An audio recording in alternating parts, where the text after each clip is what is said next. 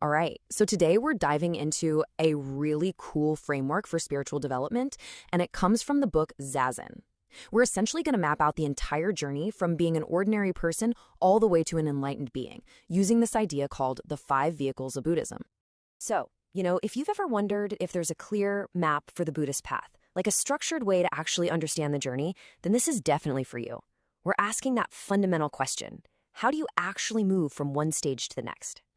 And the answer, at least according to our source material here, is this concept of the 5 vehicles.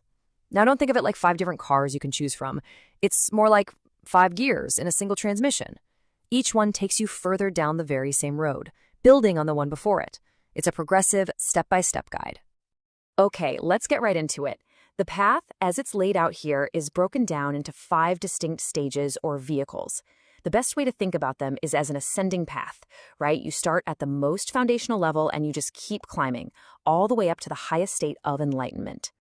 To help us visualize this whole journey, we're going to use this diagram. Let's just call it a ladder of practice. And we're going to fill it in step by step as we go through each vehicle. That way, you can see exactly how the entire path fits together. So let's start at the beginning with the very first, most foundational step. Before you can start some deep spiritual journey, you have to prepare the ground, right? And that is exactly what this first vehicle is all about. It's called the Human and Deva vehicle, and its whole purpose is to build a solid foundation. This isn't about deep meditation just yet, not at all. It's about cultivating merit and virtue through just ethical conduct. It's about learning how to be a good person and really preparing your mind and your life for the deeper stuff that's coming later. Now, here's a key point. Our source, the book Zazen, it totally acknowledges this first step, but it doesn't really spend much time there. The book's real focus actually kicks in at the next stage, which is where the really deep, transformative meditation practices start to happen. And this is a huge shift. We're moving out of the prep phase and right into the core of the practice. This is where the journey to get free from suffering really begins, and it's going to cover the next 2 vehicles on our ladder. So the first big jump you make is from being, just an ordinary person with maybe some good intentions to becoming a dedicated disciple on the path. This is a real conscious commitment to the practice of freeing your mind. And that brings us to the disciple vehicle.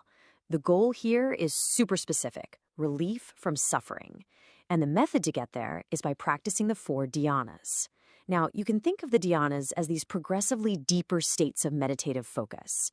You start with basic concentration and you move all the way to this profound stillness. This practice is literally the engine that drives the whole transformation. And just like that, we can add the second step to our ladder. You can really start to see the progression now, can't you? We start with a foundation of virtue, and then we build on that with dedicated meditation to find relief from our own suffering. But the path doesn't stop with just finding relief. Oh no, the next stage goes for a much bigger goal. We're talking complete liberation. This is the transition from being a disciple who's still in training to becoming an arahat, a being who has actually achieved freedom. This is the arhat vehicle. Notice the shift in the objective. We've gone from relief to liberation. And the practice gets deeper too, moving into what's called the formless realm dhyana.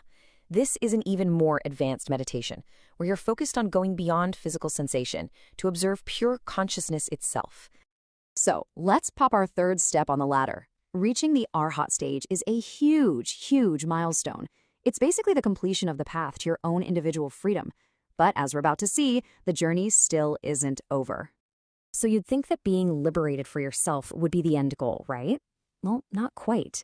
The path actually extends beyond the individual, and it's driven now by a motivation to help all beings. And this is where the final 2 vehicles come into play. First up, you've got the Bodhisattva vehicle. Here, the goal just expands massively, from personal liberation to helping everyone else. The practice involves rooting out even the most subtle, discriminating habits of the mind. And after that comes the final stage, the Buddha vehicle. This is the path to perfecting that compassionate wisdom, extinguishing every last trace of delusion to achieve complete enlightenment, or nirvana. Now, the source material is really clear about its own scope. It gives us this direct statement basically explaining that these last two vehicles are considered post-liberation matters. They're beyond the main focus of the book, which is really about guiding a practitioner to that point of liberation. And with that, our ladder is complete. There it is. From the foundational work of cultivating virtue, through all the stages of meditative practice for relief and then liberation, and all the way to the ultimate goals of a bodhisattva and a Buddha. This is the full 5-stage roadmap. Okay, let's put this all together one last time. We've just mapped out the entire spiritual journey as a progressive 5-step path, where every single stage has its own clear goal and a specific practice to get you there. You can see the whole progression laid out so clearly here. You start with ethical conduct to build a solid foundation.